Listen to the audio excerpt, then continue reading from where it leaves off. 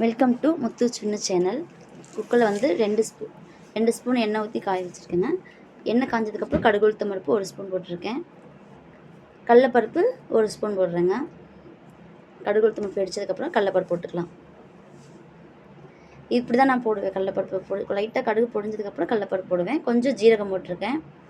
அடுத்து வரமிளகாய் 5-6 வரமிளகாவும் கட் பண்ணி வச்சுருக்கேன். கருவேப்பிலை கொஞ்சம் உருவி போட்டிருக்கேன். உங்களுக்கு காரம் வேணால் இன்னும் கொஞ்சம் வரமிளகாய் போட்டுக்கலாம். 10 பல் பூண்டு போட்டிருக்கேன். பூண்டு அப்புறம் சின்ன வெங்காயம் 15 சின்ன வெங்காயம் தோல் உரிச்சிட்டு கட் பண்ணாமல் முழுசாகவே போட்டு வதக்கலாம். கொஞ்சம் நல்லாயிருக்கும். மீடியம் சைஸ் ஒரு தக்காளி நல்லா வதங்கட்டுங்க. இது வந்து துவரம் பருப்பில் செய்கிற அரிசி பருப்பு கிடையாது, அவரைப்பருப்பு. மொச்சை மாதிரியே இருக்கும். மொச்சையில் வந்து பாதி இருக்கும், ஆனால் இது மொச்சை இல்லை, அவரைப்பருப்பு. 2 டம்ளர் அரிசி ஊற வச்சுருக்கேன். 3/4 டம்ளர் அவரைப்பருப்பு ஊற வச்சுருக்கேன். ரெண்டுமே ஒன்றாவே ஊற வச்சுருக்கேன். இப்போ வந்து மஞ்சத்தூள் கொஞ்சம் போட்டுக்கலாம். 2.25 அரிசி ரெண்டுமே ஒன்றா 2 டம்ளர் அரிசி 3/4 டம்ளர் அவரை போட்டு ஒன்றா ஊற வச்சுருக்கேன். மஞ்சத்தூள் வணங்கினதுக்கப்புறம் பாருங்கள், அரிசியில் அந்த பருப்பு பாருங்கள் எவ்வளோ பெருசாக இருக்குது. இந்த துவரம் பருப்பு இல்லை, இப்போ அந்த துவரம் பருப்போட இந்த அவரை பருப்பு சாதம் ரொம்பவே நல்லாயிருக்கும்.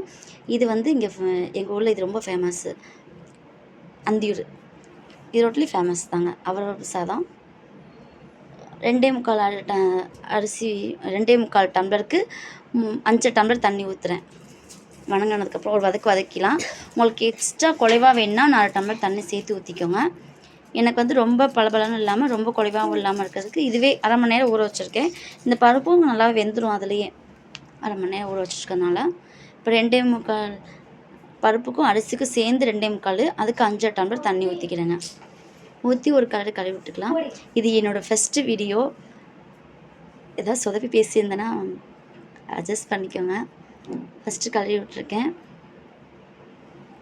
அடுத்து தேவையான அளவுக்கு உப்பு போட்டுக்கலாம்.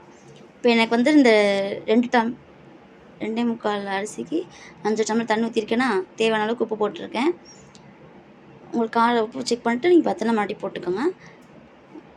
இப்போ எனக்கு வந்து 2 விசில் விட்டாவே போதும். உங்களுக்கு இன்னும் குறைவாக வேணுன்னா கொஞ்சம் தண்ணி டம்ளர் சேர்த்து ஊற்றி 3 விசில் விட்டுக்கோங்க. குக்கரை போட்டு மூடி வச்சுக்கலாம். இப்போ 2 விசில் வந்ததுக்கப்புறம் விசில் எடுத்து விட்டு பாருங்கள், சூப்பராக ரெடி ஆயிடுச்சு. ரொம்ப குறைவாகவும் இல்லாமல் ரொம்ப பளபளன்னு இல்லாமல் கரெக்டாக இருக்குது. இதுக்கு சுட சுட சாப்பிட்டா சூப்பராக இருக்கும். தேங்காய் வந்து நாங்கள் பல்லாக இது இந்த சாப்பாட்டுக்கு அதிலே போட்டு வேக வச்சு அதிலே போட்டு இந்த வெங்காயம் வணக்கிறோம் பார்த்தீங்களா, அப்பயே போட்டுக்குவோம். சின்ன சின்னதாக கட் பண்ணி சூப்பராக இருக்கும். நான் இப்போ தேங்காய் போடல. இப்போ சூடாக சாப்பிடும்போது நெய் கொஞ்சம் உருக்கி ஊற்றி சாப்பிட்டா சூப்பராக இருக்கும். நல்லெண்ணெய் ஊற்றி சாப்பிட்டாலும் டேஸ்ட்டாகவே இருக்கும். இதுக்கு ஒன்றுமே சைட் டிஷ் வேணாம், கொஞ்சம் ஊறுகாய் இருந்தால் போதும். அப்பளம் இருந்தால் பிடிச்சி சாப்பிட்டாலும் சூப்பராக இருக்கும். வெறுமனே அந்த வெறும் சாதமே சாப்பிடும்போது நல்லா டேஸ்ட்டாக இருக்கும். நீங்கள் ட்ரை பண்ணி பாருங்கள். இந்த வீடியோ உங்களுக்கு பிடிச்சிருந்தா லைக் பண்ணிக்கோங்க, சப்ஸ்கிரைப் பண்ணிக்கோங்க. உங்கள் லைக்கும் எனக்கு